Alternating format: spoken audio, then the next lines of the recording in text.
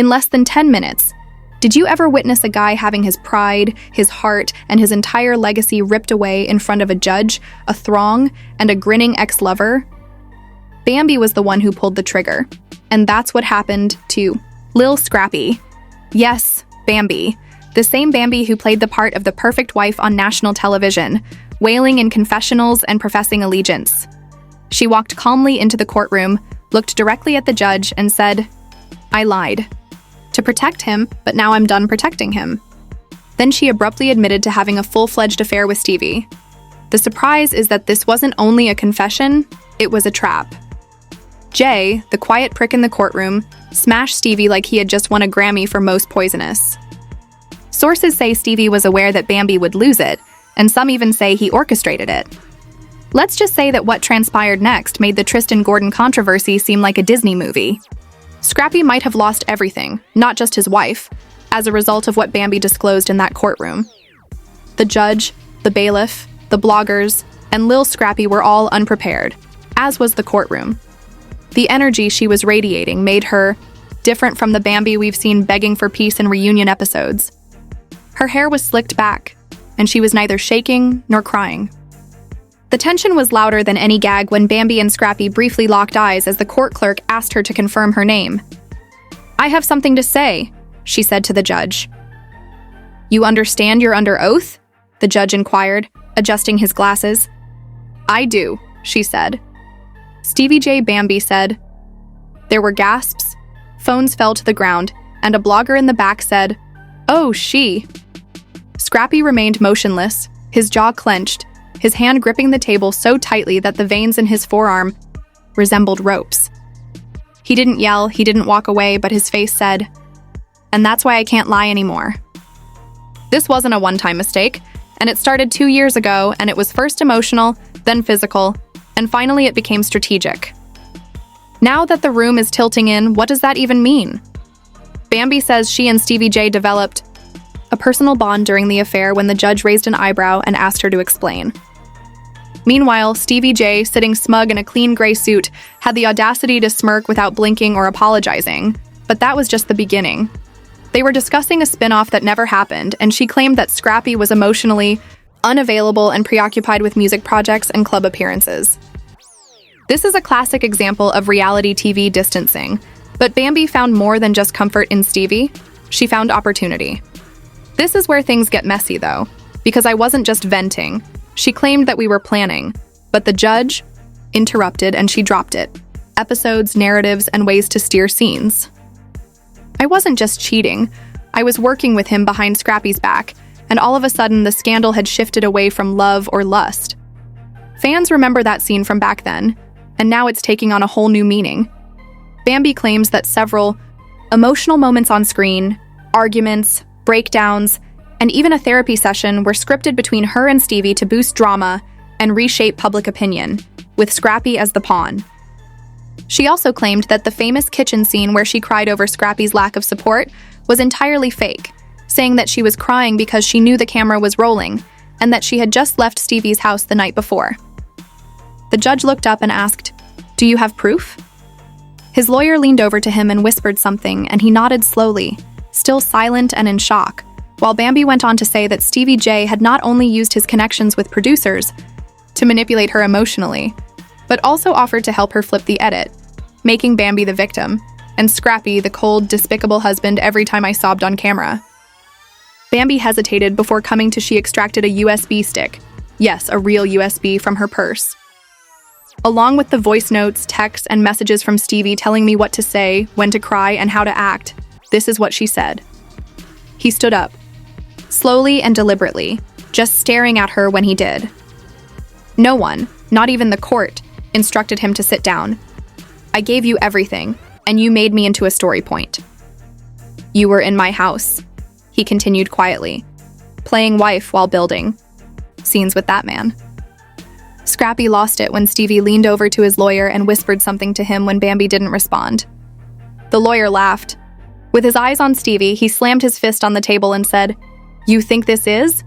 You destroyed my family. You used my wife, my image, and my life for ratings." The judge finally intervened and threatened to hold him. in contempt if he didn't control himself. But it was too late because Bambi kept talking as Scrappy sat back down, his fists clenched and his heart thumping. At the height of their marriage, she added, Stevie and Bambi were secretly meeting at production houses instead of homes, neutral spots where they could get ready for scenes, and places that would not be traceable or cause suspicion. Guess what? Now, a recent tax paperwork linked to one of those addresses. According to courtroom insiders, the court has already opened a financial misconduct dossier to investigate if funds from the performance or promotional collaborations were laundered through a fraudulent LLC associated with Stevie J. This is a crime, not simply a scandal. The worst thing is that Scrappy's attorney just told the court that they have asked for complete subpoena authority to access talent agreements, production email logs, and metadata from confessionals in order to supposedly demonstrate that Bambi and Stevie were manipulating reality TV content for financial benefit. Part 1 ends here because Stevie J stood up and moved to the front of the room as requested by Scrappy's squad. They're going to need a whole new courtroom if I speak, the judge responded. ChatGPT said Scrappy's eyes locked onto Sir Stevie like a man who just realized the devil had been sitting across the dinner table for years. The courtroom froze. Even the judge leaned back, unsure whether to interrupt or let Stevie finish whatever was about to come out of his mouth. Stevie took a slow breath, scanned the room, and with the calm of a man who knew exactly what he was doing, he slid a folder across the prosecution's table. That's Exhibit H, he said, and trust me, it makes that USB look like kindergarten. Tasks. A woman in the second row exclaimed loudly, "Oh my gosh!" and gripped her phone as though it had suddenly come to life. Examining his spectacles, the judge inquired as to what Exhibit H was expected to provide. According to Stevie, it contained text exchanges between Bambi and a senior VH1 producer who was organizing Scrappy's demise, emails, modified scripts, direct payments, bank transfers, and yes, a couple of love notes. Scrappy's attorney protested right away, claiming it was an ambush. After overturning the decision, the judge said, "We're here now. Let's see what's inside." Room detonated Exhibit H, a 53-page document, described a claimed paper trail connecting Bambi, Stevie J, and an executive named RL, who had served as a showrunner for Love and Hip Hop Atlanta. According to the files, RL had authorized scene changes without Scrappy's consent. This meant that whole episodes were reshot or re-edited to show Bambi as the exhausted, helpless mother trying to keep her family together, while Scrappy was portrayed as the violent, absent father or husband. Confessional notes, Bambi post-steakhouse fight was the title of one file, which contained real talking points. Purportedly provided to Bambi by a producer who told her not to mention Stevie at all, and to cry whenever she talked about Scrappy's absence. Not only did the network seem to have gut-punched Scrappy, but there were also bank transfers from a fake wellness company named Glow Empire Co., which was allegedly controlled by Bambi and had received over $95,000 in the past year alone. Stevie J signed the receipts, and you can probably guess where the money was tied to a promotional account associated with VH1. But wait, it gets dirtier. Exhibit H included screenshots of private communications between Bambi and an anonymous user registered as Mr. Gray. By the time reporters outside the courtroom learned that Bambi was requesting proof of wire receipts and even a tiny compensation for staying in character during the reunion taping, the internet was already ablaze. But inside the courtroom, Scrappy looked to his counsel as if he was having trouble breathing. More than betrayal, this man's use of me to further his brand while destroying mine is war. But Stevie wasn't finished. When he requested that a brief remark be read out loud, the judge paused before nodding. In short, Stevie did not take the stand as a "you all forget that some of us were seeing our names being dragged through the dirt while the actual snakes were collecting checks." He cleared his throat and added, "I didn't come here to be petty, I didn't come here to gloat, I came here because they told me this was entertainment. When Bambi started crying backstage, I protected her out of fear that you would paint her as the bad guy. The people closest to you never stab you in the chest, so Scrappy didn't see it coming when she asked me to assist her in changing the story because she said she was drowning. You told me I was drowning because of you? You told me that women who disobeyed plot directives were blacklisted on VH1. You stated, 'Stevie interrupted, you weren't drowning, Bambi. You were surfing on top of the wave we created together. Security. had to step in between them. The tension was volcanic. In the meantime, Scrappy sat motionless, blinking like a man watching the live footage, understanding that every hug, every confession, and every smile was staged. There was even another twist after that. An unidentified VH1 employee recently submitted a written declaration to this court alleging that in order to obtain bigger contracts and off-screen advertising deals, numerous cast members were told to harm Lil Scrappy's reputation. When the judge didn't answer, Scrappy blinked, and Bambi's face was colorless. Nonetheless, the declaration listed 2 cast members, producers, editors, and, at the very bottom, Mama D, Scrappy's own mother. Had apparently gone to storyline coordination, meetings without Scrappy's consent, and she was allegedly promised a spin-off in exchange for provoking friction and providing Bambi with lines that would force Scrappy to appear on screen. Mama D had been sitting calmly in the audience gallery the whole time, and Scrappy turned to face her. The judge halted the court for a recess, but the harm was already done because reporters were present and spectators outside were already shouting. "Tell me it's a lie," he yelled. "Tell me you didn't sell me out for a storyline." She remained. Silent and quiet spoke louder than words could, and the courtroom didn't need any more. Scrappy stayed in his seat, gazing at the deserted witness stand after everyone had left. It was live streaming from the steps, and hashtags were trending globally when his lawyer leaned over and murmured, "This isn't just divorce court anymore. This is grounds for a federal investigation." When the court reconvenes, Scrappy is the case, not a cast member, and someone is being prosecuted. The screen goes black, but it's not the end. Chaudhry Saab, let me know when you're ready for part 3, and I'll continue the explosion right where this cliffhanger ends. Court met again with the type of tension that chokes rather than merely hovers. The same affidavit, which felt 10 pounds heavier than when he first got it, was brought back by the court.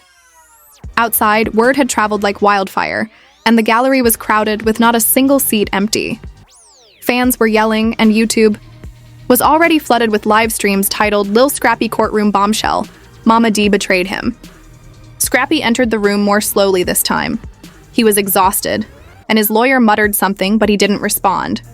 Instead, he looked directly at the stand.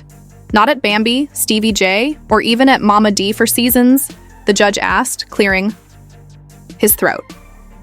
Next, we'll discuss Exhibit I, which alleges a pattern of concerted emotional abuse, financial meddling, and premeditated storyline manipulation involving several named individuals. Then he read the names out loud in front of D. She shook his hands and said, "Your Honor, I object to being characterized as you're not on trial." Richardson, also known as Mama D, got to his feet. "The judge cut her off, ma'am, but you may be if these accusations turn out to be accurate." Then Scrappy leaped to his feet and said, "You really did it?" He said in a low, almost unintelligible voice. "You really made me the villain in a story?" The judge held up a hand that was sufficient for everyone to have, and Bambi added in a cool, but icy voice that he wasn't the only one who was used. "They were going to cut you off," she snapped. "Your music wasn't charting, your scenes were dry, and your marriage was falling apart. I did what I had to do to keep the lights on by making myself look like trash by selling out, son. I need the court to hear this before I have a chance to speak." He gave the bailiff a nod, and the bailiff put a flash drive into the monitor with the designation Exhibit J. A video call that had been time-stamped, watermarked, taped, and otherwise damaged was what he saw on the screen. The voices were clear, but the faces of the 5 boxes on a Zoom call were unclear. One voice said, "We'll approve Bambi's wellness brand segment if she delivers the breakdown scene by Monday." Another voice added, "Scrappy's looking unstable. Let's lean into that arc." A third voice, as usual, urged Mama D to say something rash. Then, in a second video, another Zoom call, the producer asked, "What if Scrappy flips for real? Then we film it, let him break real tears, and get real." Clicks. The courtroom went silent when a voice that sounded eerily like Stevie J said, "I got Bambi practicing it already. It's going to be Emmy-worthy." Stevie J finally interrupted, saying, "You weren't a victim, Scrap. You were asleep at the wheel." And Scrappy snapped, "You think it's a flex? You think using people is power? You had me raising my voice." Scrappy walked away, his jaw shaking, and he murmured, "They watched me break and called it content." The judge slammed the gavel, and Scrappy's lawyer got up as the yelling died down and made a formal motion. Your Honor, in light of these new exhibits, we are filing a motion for criminal conspiracy to defraud, and we are requesting federal review of financial documents related to talent compensation, falsified contracts, and misrepresented mental health claims made on air for the sake of public manipulation. This was no longer a courtroom scandal. It had gotten out of hand. In a federal case, the judge nodded at the motion, accepted it, and said, "I will submit this matter to the appropriate investigative authority." All of a sudden, the scene changed from a divorce hearing to something much darker, and Scrappy was about to become the face of a legal battle against the very industry that made him famous. The damage didn't stop there, though, because as the court adjourned, a new leak surfaced on blogs, screenshots allegedly from Bambi's email, with the subject lines, "CX Bambi bedroom confession," and another one asked, "Do we have clearance for Scrappy's breakdown?" Another, the wildest moment happened on Instagram Live when Scrappy, who had been silent for days, finally appeared without any glam or lighting. Just him in a dark room, and he said it was about people who looked me in the face, called me family, and then sold my suffering for views. Scrappy's threat to walk reminds him of the bonus fans were furious about, and VH1 trended within hours. Sponsors started taking Bambi's image off their website, and a mental health app that had previously sponsored Love and Hip Hop posted a statement denouncing the exploitation of real trauma for scripted entertainment. He looked into the camera and at Bambi and said, "You broke something in me that I don't know how to fix." He ended the live without any music or promotion, but he wasn't finished because the next day his legal team filed a new lawsuit against Scrappy Visionary Media Holdings and VH1 enlisted associates, alleging defamation, fraud, emotional exploitation, contractual manipulation, and revenue theft. In a shocking turn of events, VH1 announced a full internal investigation, halting production and pulling episodes. Mona Scott Young said nothing, but insiders say she was furious, saying, "This is what happens when people forget